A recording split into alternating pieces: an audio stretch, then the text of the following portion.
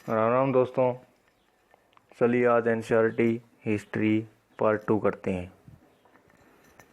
गुजरात के हड़प्पाकालीन नगर।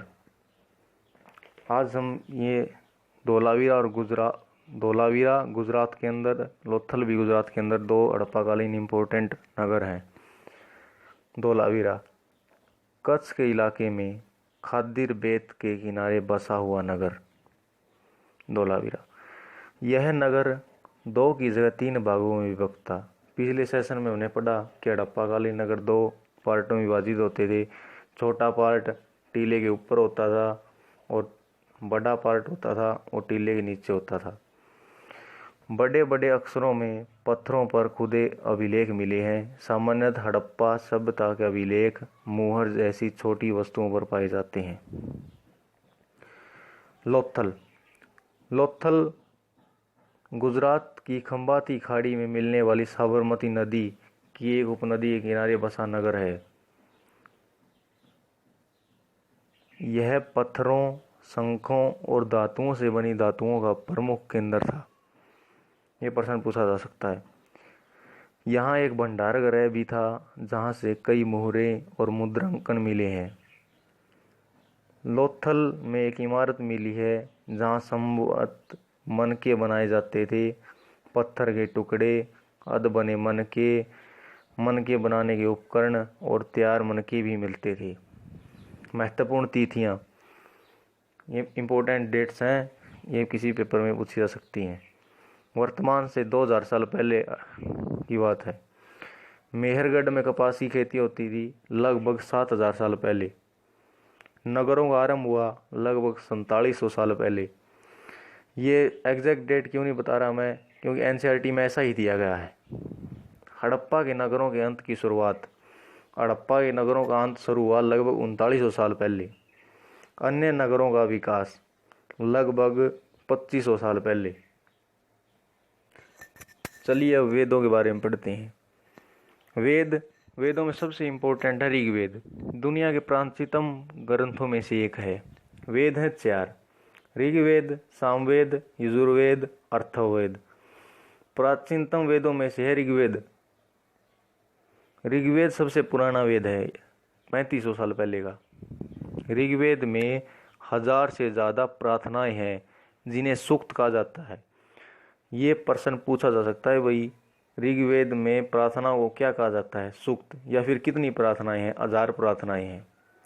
सूक्त मतलब अच्छी तरह से बोला गया, देवताओं की स्तुतियाँ मतलब देवताओं की बोलियाँ। सूक्त का मतलब है कोई भी वाक्य है वो अच्छी तरीके से बोला गया, उसे सूक्त कहते हैं। उस समय 3 प्रमुख देवता थे: अग्नि, इंद्र, सोम। अग्नि आग के देवता, इंद्र युद्ध के देवता, सोम एक प्रकार का पौधा होता था जिसकी पूजा होती थी। ऋग्वेद की भाषा प्राकृत, संस्कृत या वैदिक संस्कृत, ये ऋग्वेद की भाषाएं थी। जनता या पूरे समुदाय के लिए 2 शब्द प्रयुक्त होते थे: जन या वैश्य। ये दोनों शब्द जनता के लिए प्रयुक्त होते थे। महापाषाण, कब्र वाली प्रथा लगभग 3000 साल पहले शुरू हुई। कब्र बनाने की प्रथा दक्कन, दक्षिण भारत, उत्तर पूर्वी भारत तथा कश्मीर में प्रचलित। सामान्यतः मृतकों को काले लाल मिट्टी के बर्तनों, ब्लैक एंड रेड वेसल्स, लोहे के औजार और हथियारों, घोड़ों के कंकाल मिले हैं, सामान तथा पत्थर और सोने के गहनों के साथ दफनाया जाता था। लोगों को लाल काले मिट्टी के बर्तन में दफनाया जाता था। लोगों को मतलब गहनों के साथ दफनाया जाता था और इस खुदाई में काले लाल मिट्टी के बर्तन भी मिले हैं। ब्रह्मगिरी में एक कब्र में 33 सोने के मनके और शंख पाए गए हैं। ब्रह्मगिरी में इनाम गांव, भीमा की सहायक नदी घोड़ के किनारे में एक आदमी के 5 कमरों वाले मकान के आंगन में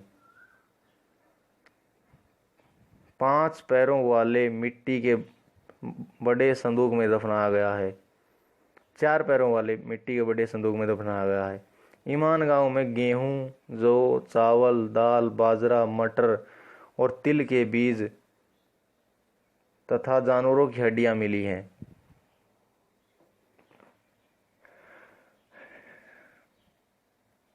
उत्तर वैदिक काल।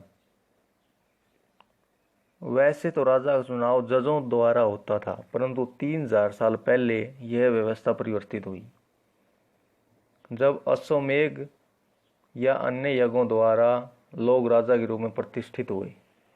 वर्ण व्यवस्था। पुरोहितों ने लोगों को 4 वर्गों में विभाजित किया: ब्राह्मण, क्षत्रिय, वैश्य और शूद्र। वेदों का अध्ययन करते थे ब्राह्मण। शासक वर्ग, जिनका काम युद्ध करना होता था और लोगों की रक्षा करना होता था, वो कहलाए क्षत्रिय। और वैश्य, इसमें कृषक, पशुपालक तथा व्यापारी वर्ग सम्मिलित थे। शूद्र, इनका काम अन्य तीनों वर्गों की सेवा करना होता था। क्षत्रिय एवं वैश्य दोनों को यज्ञ करने का अधिकार प्राप्त था, परंतु शूद्रों को किसी प्रकार के अनुष्ठान यानी कि किसी प्रकार का यज्ञ या फिर कोई पूजा अर्चना करने का अधिकार प्राप्त नहीं था, और महिलाओं को भी शूद्र समाज समझा जाता था। वर्ण का निर्धारण जन्म के आधार पर होता था। शिल्पकार, शिकारी, भोजन संग्रह इत्यादि वर्गों को अछूत माना जाता था। इनको अछूत माना जाता था। जन तथा जनपद, महाजनपद। जनपद का शाब्दिक अर्थ है जनों के बसने की जगह। कई बस्तियां मिली। जनपद का मतलब जहाँ लोग रहते हैं। दिल्ली में पुराना किला, दिल्ली का पुराना किला, उत्तर प्रदेश के मेरठ के पास हस्तिनापुर और इटावा के पास अंतरजीखेड़ा प्रमुख बस्तियों की खुदाई हुई है। लोग झोपड़ियों में रहते थे, मवेशियों तथा अन्य जानवरों को पालते थे।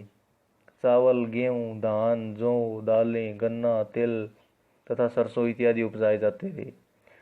धूसर व लाल रंग के चित्रित धूसर पात्र ज्यामितीय आकृति में मिले हैं। ज्यामिति मतलब जो ट्रिग्नोमेट्रिक शेप्स होती हैं उनमें मिले हैं। महाजनपदों का प्रादुर्भाव 25 साल पहले हुआ। मतलब प्रादुर्भाव मतलब शुरुआत 25 साल पहले हुआ। इन सब की अलग अलग राजधानियां थी। किलेबंदी की जाती थी। सैनिकों को वेतन के ऊपर रखा जाता था। फसलों पर कर 3 प्रकार के होते थे। फसलों पर कर 1/6 भाग मिलता था। कारीगरों पर कर श्रम के रूप में मतलब उनकी मजदूरी के रूप में कर लिया जाता था उनसे। राजा के लिए हर महीने 1 दिन काम, इस टाइप का कुछ होता था। पशुपालकों को जानवरों या उत्पाद के रूप में, व्यापारियों पर क्रम विक्रम कर तथा आखेरकों या खाद्य संग्रहों को जंगलों से प्राप्त वस्तु देना पड़ता था। कृषि में परिवर्तन। 2 प्रमुख परिवर्तन दृष्टिगोचर होते हैं। मतलब दृष्टिगोचर मतलब इम्पोर्टेंट है या फिर देखने को मिलते हैं। हल अब लोहे के बनने लगे, जिससे पैदावार में वृद्धि हुई। धान का रोपण होने लगा, बीज की जगह छोटे पौधों का रोपण होने लगा।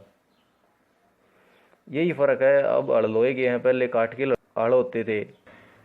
मगध जनपद गंगा तथा सोन नदियों के तट पर। यह बहुत इंपॉर्टेंट पर्सन है। मगध जनपद किन 2 नदियों के बीच में स्थित है? सोन गंगा की सहायक नदी है। नदियां यातायात, जल वितरण एवं कृषि में उपयोगी थी, तो एक भाग जंगल से भरा था, जहां से सेना के लिए हाथी तथा घर, गाड़ियां और रथ बनाने के लिए लकड़ियां मिलती थी। लोह अयस्क की खदानें हथियार बनाने के लिए उपयोगी होती थी। बिंबिसार, अजातशत्रु, महापद्मानंद मगध जनपद के शक्तिशाली शासक थे। ये प्रश्न पूछा जा सकता है, बिंबिसार, अजातशत्रु, महापद्मानंद ये किस जनपद से संबंधित थे? ये मगध जनपद से संबंधित थे। प्रारंभिक राजधानी राजगृह थी, लेकिन बाद में इसे पाटलिपुत्र बना दी गई। अब एक और इम्पोर्टेंट क्वेश्चन, सिकंदर ने भारत पर हमला कब किया? ये प्रश्न आपने सुना होगा। सिकंदर का नाम आपने जरूर सुना होगा। 2300 साल पहले मगध पर मैसेडोनिया के राजा सिकंदर का आक्रमण हुआ, परंतु उसके सैनिकों ने इनकार कर दिया। उसकी सैनिका बहुत लड़ाई लड़के आई थी और उसके सैनिक बिल्कुल थक चुके थे। इसी कारण उसे व्यास नदी से लौट जाना पड़ा। धन्यवाद।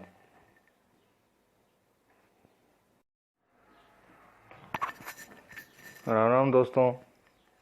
चलिए आज एनसीईआरटी हिस्ट्री पार्ट 2 करते हैं।